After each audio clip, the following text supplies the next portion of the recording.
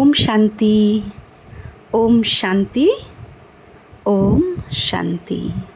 মিষ্টি মিষ্টি ভাই বোনেরা, সবাই তোমরা কেমন আছো? আমরা আবার শ্রীমদ্ ভগবদ গীতাকে নিয়ে এসেছি। বর্তমান সময়ে যেটা আমাদের প্রত্যেক মুহূর্তে কি আমাদের কাজে দেবে। বর্তমান সময়ে কোন অবস্থা দিয়ে যাচ্ছে, ফ্রাস্ট্রেশন, টেনশন, ডিপ্রেশন, দুঃখ, অশান্তি, তো এই সময় শ্রীমদ্ ভগবদ গীতার জ্ঞানকে যে অবলম্বন করে চলবে তারই দুনিয়া, আভ্যন্তরীণ দুনিয়া আর বাহ্যিক দুনিয়া সুখময় করে তুলবে।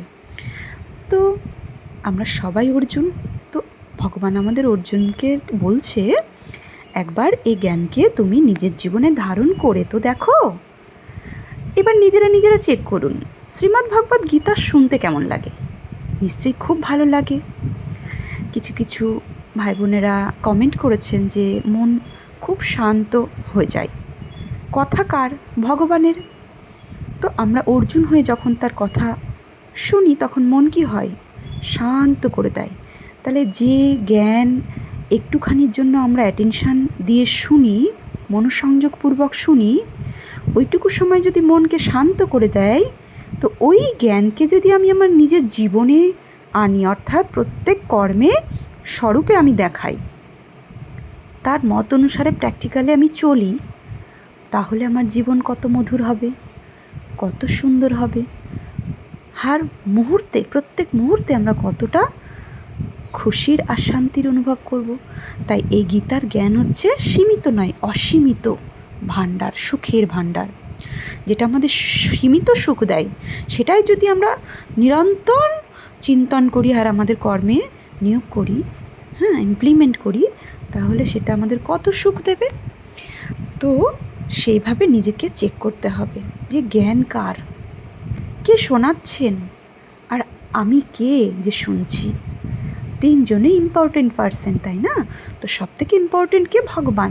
সব থেকে উঁচুর থেকে উঁচু, আর যে শুনে সেও হচ্ছে উঁচু, তাই না? তো আমরাও সেই জায়গার থেকেই শুনছি যে ভগবানের খুব কাছের বলেই তো আমরা ভগবানের মহাবাক্য শ্রবণ করছি, আর আমরা চেষ্টাও করছি নিজের জীবনে আনার। তো আগের দিন আমরা অভ্যাস যোগ সম্পর্কে জেনেছিলাম 12তম শ্লোক পর্যন্ত। তো অভ্যাস অর্থাৎ ধ্যান যোগ। ধ্যান কথার অর্থ কি? বসে থেকে ধ্যান করা, নাকি আমার মনের ধ্যান লাগানো, মনের চিন্তাভাবনার প্রতি অ্যাটেনশান দেওয়া, যে কোন চিন্তা আমি করব আর কোন চিন্তা আমি করব না। দেখুন, যদি দৃঢ়ভাবে আমরা ভাবি, গভীরভাবে যদি ভাবি, তো চিন্তায় আমার সুখ দেয়, আবার চিন্তায় আমার দুঃখ দেয়। তো চিন্তা তৈরি কে করে, তাই না? আমি আত্মা, দেহ আলাদা। তো আত্মার 3 শক্তি থাকে, মন, বুদ্ধি, সংস্কার। মন হচ্ছে কি করে? চিন্তা তৈরি করে। তাহলে মন কার? আমার আত্মারই অংশ মন, তাই না? তাহলে চিন্তা কে করে? আমি আত্মা মনরূপী শক্তির দ্বারা চিন্তা করি। তাহলে যে চিন্তা আমি করছি তাতে আমার সুখ মিলছে, আবার যে চিন্তা আমি করছি তাতে আমার দুঃখ মিলছে। চিন্তাই যদি সুখ আর দুঃখের আধার হয়, তাহলে শুভ চিন্তন, যে চিন্তন আমার সুখ দেয়, সেই চিন্তনই আমি করবো। কারণ চিন্তন ক্রিয়েটর কে? আমি নিজে। থটসকে ক্রিয়েট কে করছে? আমি নিজে থটস ক্রিয়েট করছি। তাহলে এমন থটস ক্রিয়েট করব যাতে করে আমার সেই থটসের দ্বারা আমার সুখ মেলে। তো ভগবানের দেওয়া শ্রীমতকে আমার নিজের জীবনে, নিজের ভাবনাতে একদম পাক্কা করে নেব, একদম কুটকুটকে ভরে নেব, যে সব সময় মনকে ভগবানের কথাই যাতে চিন্তন করা হয়। তো মন একটা শিশুর মতো, এতদিন মন যা ইচ্ছা তাই চিন্তা করে এসছে। একটা বাচ্চা শিশু যদি তাকে না শেখানো হয়, সে যা ইচ্ছা তাই খেয়ে নেবে। মাটিতে একটা কেন্ন পেলে, একটা নোংরা পেলে সেটা মুখে নিয়ে খেয়ে নেয়, কারণ তার জ্ঞান নেই। তো এতদিনও মন অজ্ঞানী ছিল, মনের কোনো ভালো মন্দের জ্ঞান বা মনকে আমরা সেভাবে শেখাইনি যে এটা ভালো এটা খারাপ। কারোর অবগুণও উঠিয়ে নিয়েছি, কারোর নিন্দাও উঠিয়ে নিয়েছি, কারোর পরচর্চা যদি হয় সেখানেও গিয়ে কিছু পরচর্চা সামিল হয়ে মনকে চিন্তনের করতে দিয়েছি। মনকে কখনো শাসিত করিনি, তাই না? শাসন করিনি, তাকে বোঝাইনি। তো ভগবানের শ্রীমতের আধারে তার যে জ্ঞান পেয়েছি আমরা, তার জ্ঞান দিয়ে মনকে আমরা শান্ত করবো কী করে, মনকে কী করে আমরা শুভ চিন্তন দেব, তাই অভ্যাস যোগ অর্থাৎ ধ্যান যোগে দিয়েছে। তো ধ্যান যোগ অর্থাৎ ধ্যান মানে অ্যাটেনশান, ধ্যান রাখনা, টেক কেয়ার। তো মনের টেক কেয়ার করতে হবে, যে যা তা চিন্তন মনকে করতে দেওয়া যাবে না। তো মনকে এতদিন যা তা চিন্তন করতে দিয়েছি, তাই সে যা তা চিন্তন করেছে, নেগেটিভ, ব্যর্থ, তাই না, বিকারী চিন্তন করেছে। কিন্তু এখন যখন আমরা সত্য জ্ঞান পেয়েছি, সত্য ভগবানকে পেয়েছি, সত্য ভগবানের জ্ঞানের আধারে আমরা চলব, তখন মনকে আমরা ভগবানের দেওয়া কথাকেই চিন্তন করাবো। তো মনকে বোঝাতে হবে, মন এক শিশুর মতো। তো আগের দিন আমরা জেনেছি, তো অভ্যাস করতে হবে, তাই না, সেই জন্য অভ্যাস যোগ। তো মনকে ভালো চিন্তন করার অভ্যাস শেখাতে হবে। একবার যখন সে অভ্যাস শিখে যাবে, তাকে ন্যাচারালভাবেই সে শুভ চিন্তন করার অভ্যাস করবে। তো ওই জন্য 11-12তম শ্লোকে আমরা আগের দিন জেনেছিলাম, ভগবান আমাদের বলছেন, তো নিজেকে অর্জুনের স্থানে নিয়ে শ্রীমদ্ ভগবদ্ গীতার মহাবাক্য স্বয়ং ভগবান পরমপিতা পরমাত্মা আমাদের শোনাচ্ছেন। এই অনুভব করে আমরা শুনব, তবেই আমাদের গভীর অসীমিত সুখ মিলবে। তো 11 আর 12তম শ্লোকে জেনেছিলাম, পবিত্র স্থানে নিজের আসন স্থাপন করিবে। আসন যেন অতি উচ্চ অথবা নিম্ন না হয়, কুশের ওপরে ব্যাঘ্রাদির চর্ম এবং তাহার উপরে বস্ত্র। তো এ হলো স্থূল হিসাবে দেখিয়েছে। হ্যাঁ, আর সূক্ষ্মতেও মনকে কি, চিত্তকে ইন্দ্রিয়ের ক্রিয়া সংযম পূর্বক মনকে একাগ্র করিবে। সূক্ষ্মতে গিয়ে চিত্ত অর্থাৎ মনকে কি করব, সংযম, একাগ্র করব মনকে, ইন্দ্রিয় কর্মেন্দ্রিয়কেও একাগ্র করব। আত্মশুদ্ধির জন্য যোগ অভ্যাস করব। তো যোগ অভ্যাস কেন করব?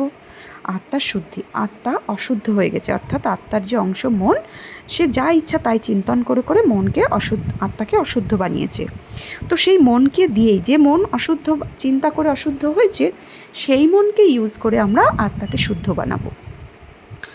তো আত্মা শুদ্ধির জন্য যোগ অভ্যাস করবে। তো 13তম শ্লোকে বলছে, সমং কায় শির গ্রীবং, হ্যাঁ, ধার অন্নচলং স্থির, স্বনাসিকাগ্রং সংপৃক্ষা দিক্শ্চনা অবলোকয়ন।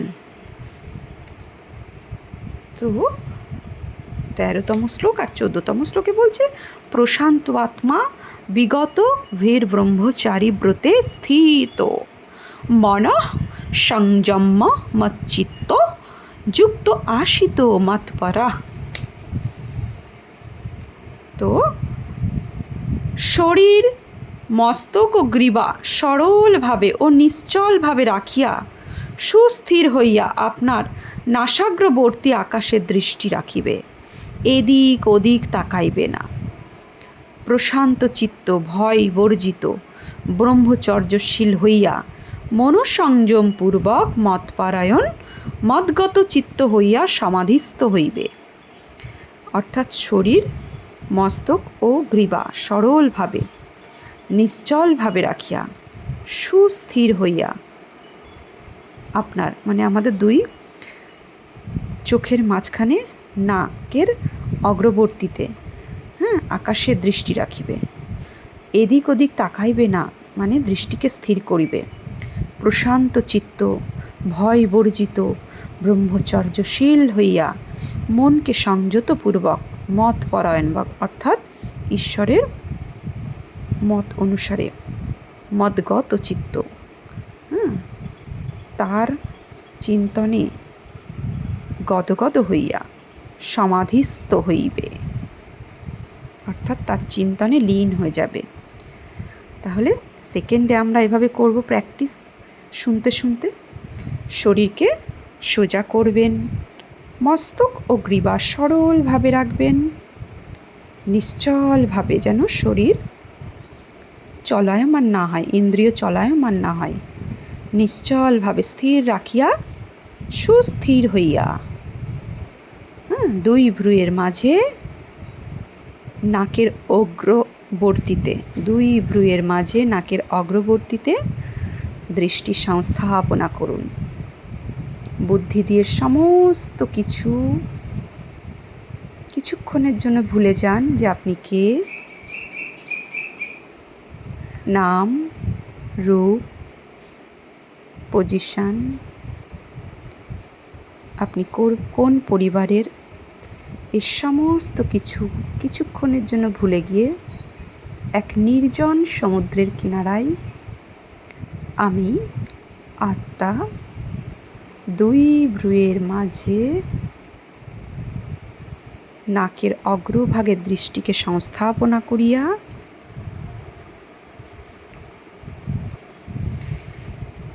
একদম স্থির হয়ে এদিক ওদিক না তাকাইয়া চিত্তকে শান্ত করিয়া মগ্ন হয়ে যেতে হবে যে আমি কে। ভয়হীন হইয়া নির্ভয়তা বজায় রেখে ব্রহ্মচর্যশীল হইয়া মনকে সংযতপূর্বক হয়ে চিন্তন করুন যে আমি এক চৈতন্য শক্তি আত্মা, দুই ভ্রুয়ের মাঝে নিবাসকারী এক প্রকাশময় উজ্জ্বল নক্ষত্র।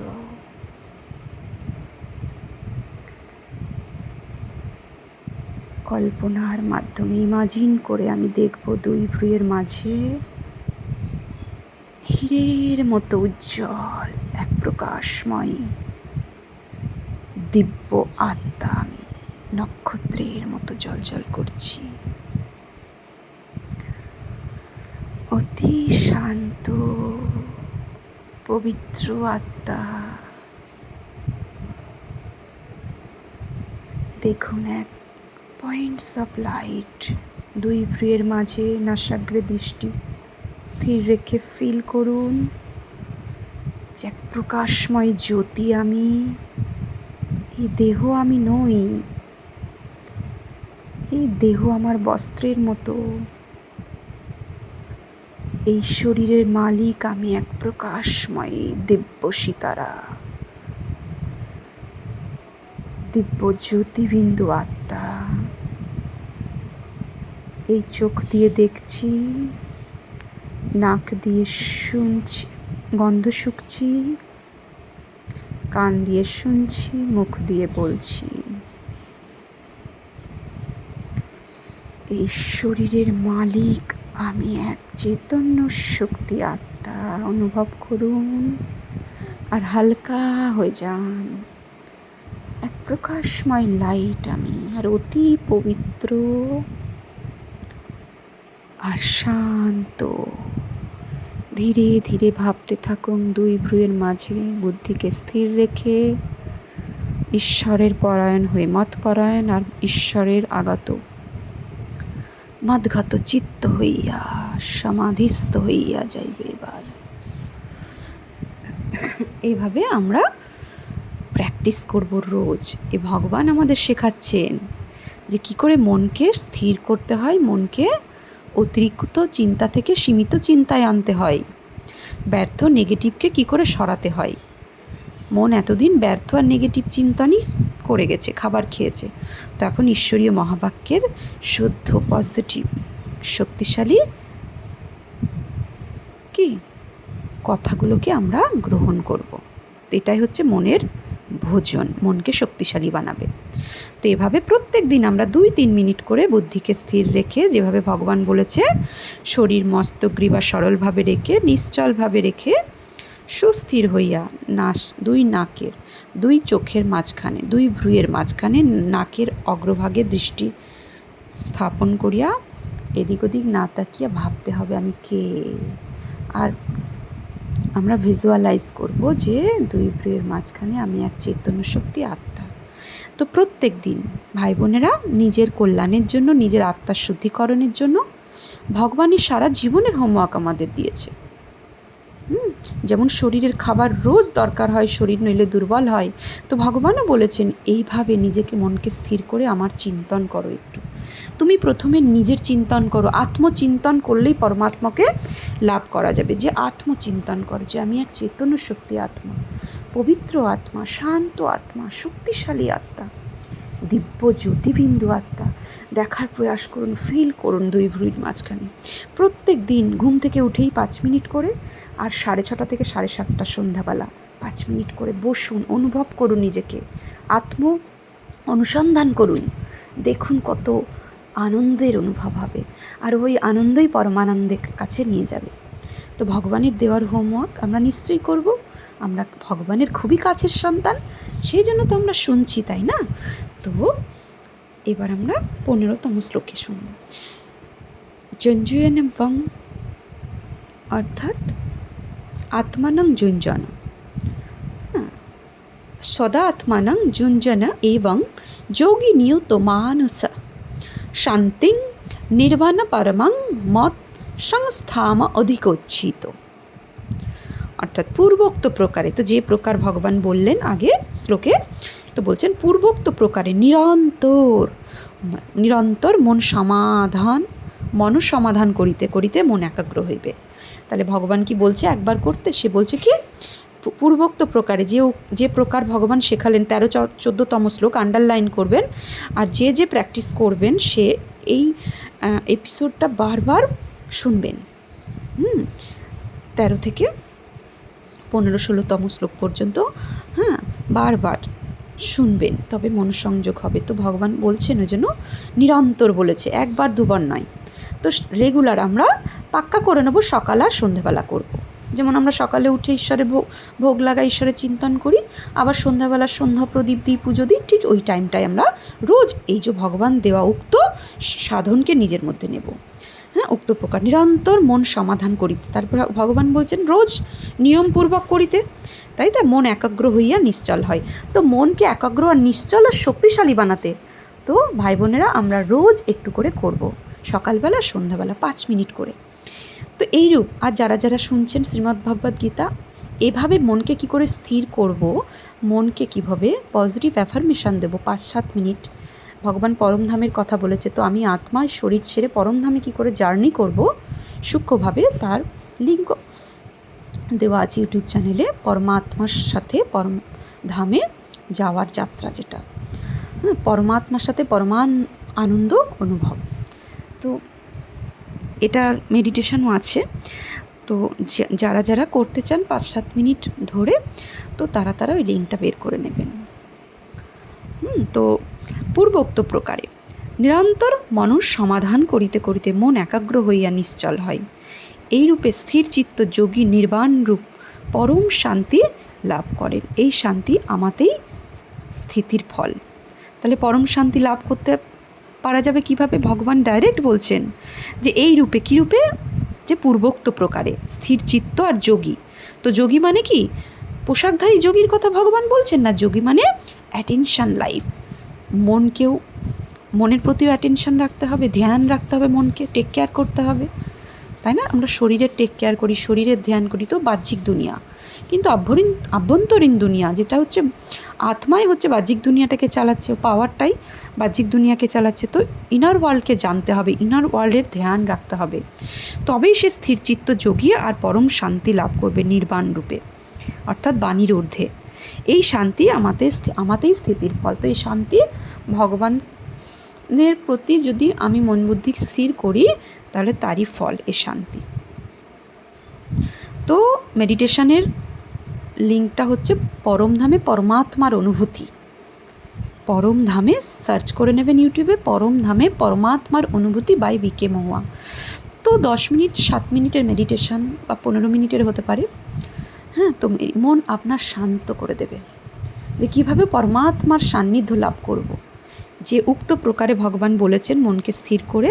তো ও জার্নিটা আমরা মনের মাধ্যমে সূক্ষ্মতে গিয়ে পরমধামে তাকে ফিল করব, আর আত্মকে অনুসন্ধান করতে পারবো, আর পরম শান্তির অনুভব করতে পারবো। তো তারপরে বলছেন 17তম শ্লোকে, যুক্ত হার বিহারস্য যুক্ত চেষ্টস্য কর্মসু যুক্ত স্বপ্নাব বোধস্য যোগ ভবতি দুঃখা। 17তম শ্লোক বলছে, আচ্ছা 16তম শ্লোক মিস্টেক হয়েছে, 16তম শ্লোক এবার। নাত্যস্নতস্ত যোগহস্তি ন চৈকান্ত মনুস্নত ন চাতিস্ব অপ্নশীলস্য জাগ্রত নৈব চা অর্জুন। অর্থাৎ হে অর্জুন, কিন্তু যিনি অত্যাধিক আহার করেন অথবা যিনি একান্ত অনাহারী, তাহার যোগ হয় না। যে অত্যাধিক আহার করেন তার ধ্যান কি কোথায় যাবে, কখন খাবো কখন খাবো, আরও বেশি খাবো, আর একটু খাবো, এটা খাবো ওটা খাবো। তো অত্যাধিক আহারও করা যাবে না।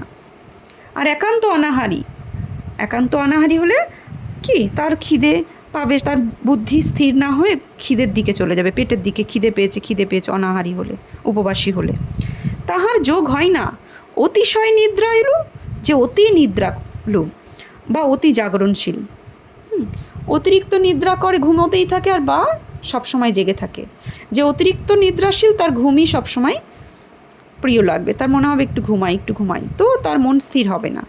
আর অতিরিক্ত যে জাগরণশীল তারও মন স্থির হবে না, যোগ সমাধি হবে না। তাই মনের ধ্যান রাখতে গেলে সমানতা বজায় রাখতে হবে, ব্যালেন্স রাখতে হবে। হ্যাঁ, তো 17তম শ্লোকে বলছে যুক্ত হার বিহারস্য যুক্ত চেষ্টস্য কর্মসু যুক্ত স্বপ্নাবধস্য যোগ ভবতি দুঃখভা। অর্থাৎ যিনি পরিমিত আহার বিহার করেন, মানে বিচরণ করেন, আহারও করবেন ঘুরবেও পরিমিত রূপ কর্ম চেষ্টা করেন, পরিমিত রূপে নিদ্রিত জাগরণ থাকে, মানে ব্যালেন্স করে চলে, তাহার যোগ দুঃখ নিবর্তক। তো তাহার যে যোগ, তাহার যে ধ্যান থাকবে, এভাবে যে চলবে, অতিরিক্ত আহার না করে পরিমিত রূপে আহার, পরিমিত রূপে কর্মচেষ্টা, অতিমাত্রায় কর্মচেষ্টা নয়, পরিমিত রূপে নিদ্রিত জাগরণ, তাহারই মনের ধ্যান, মনকে সংযত বা যোগ, এইভাবে যে যোগ করবে তার দুঃখ নিবর্তক হবে, দুঃখ নাশ হবে। যোগ মানেই দুঃখ নাশ। তো যেখানে ভগবান বলছেন যোগ মানে দুঃখ নাশ, তো কেন না আমরা ভগবানের দেওয়া ও মতকে আমরা নিজের জীবনে ধারণ করি। তো 18তম শ্লোকে বলছেন নিষ্প্রিয় সর্বকর্মাভ্য যুক্ত ইত্যুচ্যতে তদা যথা দীপো নিবতস্থ নিঙ্গতে সোপমা স্মৃতা। অর্থাৎ যখন চিত্ত বিশেষ রূপে নিরুদ্ধ হয়ে আত্মাতেই অবস্থিত করে তখন যোগী সর্বকামনা শূন্য হন। দেখুন, যখন চিত্ত বিশেষ রূপে নিরুদ্ধ হয়, আত্মাতেই অবস্থান করে, তাহলে আমাকে বারবার ভগবান বলছে যে তুমি আত্মা নিশ্চয় করো, দুই ভ্রুয়ের মাঝে অবলোকন করো। হে অর্জুন, নাসাগ্রে দৃষ্টি সংস্থাপনা করিয়া দেখো তুমি কে। তো যখন আমি নিজেকে বারবার ভাবাবো যে আমি চৈতন্য শক্তি আত্মা, আর শুধু আত্মা না, আমি অতি পবিত্র আত্মা, শক্তিশালী আত্মা, শান্ত স্বরূপ আত্মা, তো তখন কি হবে, আমি আত্মাতে অবস্থান করব, আর তখনই যোগীর সর্বকামনা শূন্য হবে। হ্যাঁ, আমরা কামনার দ্বারাই দুঃখী হই না, এটা হলো না, ওটা হলো না, এটা পেলাম না, ও কেন কথা বললো না, ও আমার সাথে ভালো ব্যবহার করলো না। তো সবসময় আমরা কি চাইছি, ভালো কিছু কারো না কারো কাছ থেকে চাইছি। তো যখনই আত্মাতে অবস্থান করব, সমস্ত আনন্দ অনুভব করব, বুদ্ধিকে স্থির করব, তখন সর্ব কামনা শূন্য হয়ে যাবে। ঈদৃশ যোগী পুরুষই যোগ সিদ্ধ বলিয়া কথিত হন। তো যোগে সিদ্ধ লাভ তখনই এইরকম ব্যক্তি হবেন, তখনই তার দুঃখ নাশ হবে। তো আজকে এইটুকুই থাকুক। আর এই ক্লাসটা যেটা আমরা আজকে করলাম 13, 14, 15, 16, 17, 18, 13, 14, 15, 16, 17, 18, 6টা শ্লোক। তো নিরন্তর শুনবেন আর মেডিটেশন করবেন। ভগবান আমাদের মেডিটেট করাচ্ছেন, মনকে স্থির করাচ্ছেন, অতীন্দ্রিয় সুখের অনুভব করাচ্ছেন, শান্তির অনুভব করাচ্ছেন। বলছেন উনি যে এই হচ্ছে পরম শান্তি, এই শান্তি আমাতেই স্থিতি হয়। তো এই পরম মানে কি, শ্রেষ্ঠ কোনো বিষয় বৈভাবিক যে শান্তি, তার থেকে হাজার গুণা শান্তি ও পরম শান্তি, যেটা ভগবান আমাদেরকে অনুভব করানোর চেষ্টা করেছেন। বর্তমান সময় এটা প্রত্যেকের প্রয়োজন। তো ভাই বোনেরা, আপনারাও অনুসন্ধান করুন, আত্মা নিরীক্ষণ করুন, আত্মাতে স্থির থাকুন, পরমানন্দ লাভ করুন, পরম শান্তির অনুভব করুন, আর অন্যদেরকেও করানোর সহযোগিতা করুন। ঠিক আছে, আজকে এই পর্যন্তই থাক। পরের দিনকে আমরা 19তম শ্লোক থেকে জানবো অভ্যাস যোগের। ওম শান্তি।